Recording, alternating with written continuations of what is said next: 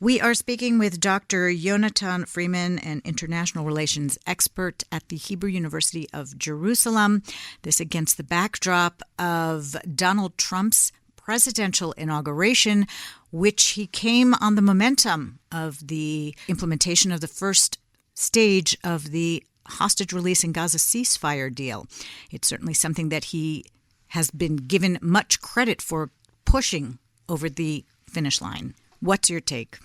Well, I think that the first and foremost priority of the next President Trump is really to be able to focus on domestic matters. I think that if you look at many of his goals, the narratives, his campaign, it's all about how to improve the strength of the United States when it comes to its economy, when it comes to its social cohesion, when it comes to its standing amongst all citizens.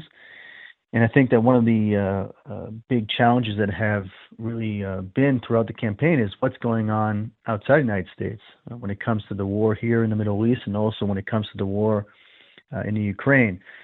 So this deal, first and foremost, not just shows the impact of Trump even before he has entered the White House, and the fact he talked about how he wants a deal to be made before the 20th of January or there'll be hell, as he put it.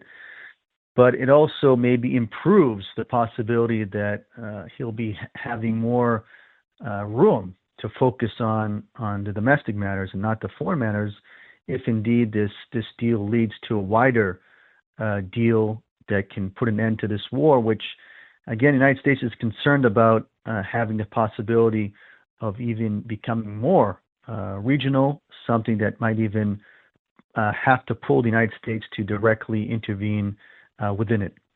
Let's take a look a bit more at this hostage deal. It seems that this next phase of the deal may be even more challenging. Does it seem that he will prioritize this to push it through? Yes, I think this would be a priority. I think that if we look at the personal relationship that Trump has, not just with Netanyahu, but also with the Israeli public. If you look at his image and how favorable he is, I think that that fact could allow for this deal to have more possibility of succeeding, because it's not just about what the government is saying here as being the right way of doing things. It's also what the United States wants and what Donald Trump wants. And who is a better friend in Israel than Donald Trump? Why would we go down a road which would provide more threats against Israel? We can believe Trump that when he says he's with us, he has our back, he's going to continue to put Iran to the corner. So I think that this new White House that comes about might not just take it as a personal mission more to get this deal done, which by the way, in the past we've heard of Donald Trump saying this is the greatest deal that could be when it comes to the Middle East, when it comes to peace in the Middle East. And he, as we know, likes deals. So this could be of a personal kind of mission of Trump to do so, but also in terms of being able to persuade the Israeli public and the Israeli government being able to persuade the Israeli public that this deal is a good deal and that we have Trump's support no matter what happens in the future. Could that be, though, also a source of friction between Trump and Netanyahu as the Israeli prime minister faces his own frictions and tensions within his government over this deal and how it would play out? Sure. I think it could cause friction. I think that some might feel within the government, maybe more of the right-wing elements, that Netanyahu owes it to Trump. He owes it to him to, in the end, take into account his desires, take into account American interests. But on the other hand, I think that could lead to the government or to the leadership of the government to say to those who are now in this friction that we're getting something in return. We're going to be maybe ceasing the fire in Gaza, but we're going to be increasing the fire against Iran. And there are great plans that we have to prepare for, the possibility that we'll have to do something directly against Iran and its nuclear program. or that Trump will be giving something us in return when it comes to Israeli settlements in one place or the other, or when it comes to his policy vis-a-vis the Palestinian state and the possibility for a Palestinian state and what the United States thinks about that.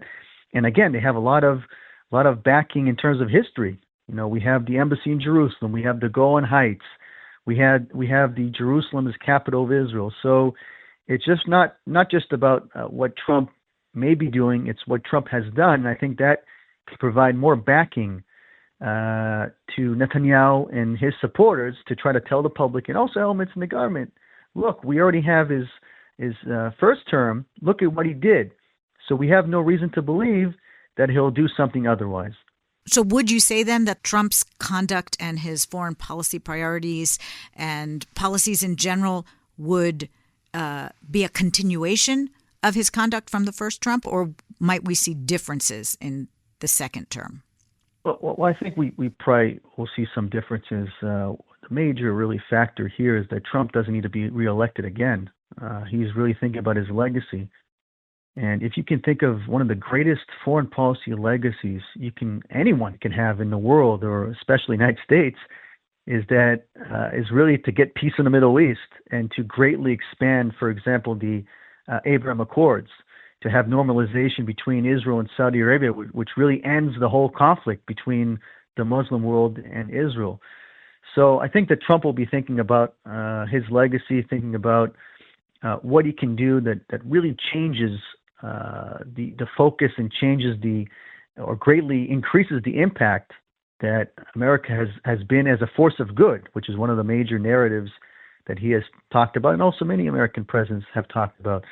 So I think that this ceasefire now and his seems to be a hands-on approach to what's going on here, both because of American interest and also because of his interest to clear the plate and to have the opportunity to focus more domestically.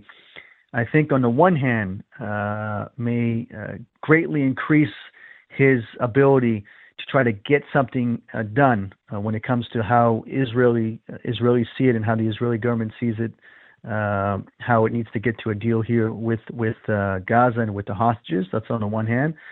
But on the other hand, this might potentially lead to certain realities, which on the one hand, Trump will be saying this is for your own good, but on the other, it may seem that Israel is maybe giving something in return to Trump because of his stature and because of what he did during his first term. What would that say then about how the state of U.S.-Israel relations may unfold over this coming term? Well, I think on the one hand, the United States and much of its professional echelon when it comes to the military and others, who many of them will still be there, even with Trump in the White House.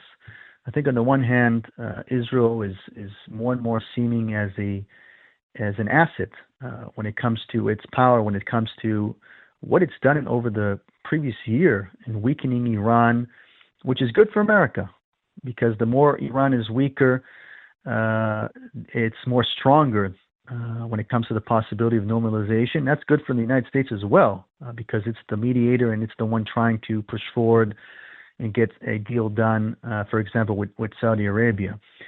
But on the other hand, in the end, Trump is first and foremost the president of the United States. And the United States has always been with a fear that any sort of violence or any sort of war in the world may in the end have to pull America into it. And that's something that the American public doesn't want. That's something that the White House doesn't want. So that is also playing a role in its wish to try to bring an end to what's going on here in the Middle East, just like it's pushing them and will be pushing them when it comes to the war in the Ukraine. So it allows them to focus domestically, but also lower the possibility that somehow the United States will be drawn in to this conflict, which may get to a wider scale. So when push comes to shove, in one sentence, we can say that Trump is first and foremost the president of America. During this term, he will more and more, I guess, accept and see how the friendship with Israel is of benefit to the United States. And just to give an example, I don't know if you saw the speech yesterday, his victory rally there in Washington, D.C. He mentioned he wants to have a sort of Iron Dome in America. He's giving Israel as a model for defense, a model for military thinking and military armaments and everything else. So I think that kind of thinking will increase during this term, and how Israel is an asset, how Israel does things that contribute to the United States militarily, economically.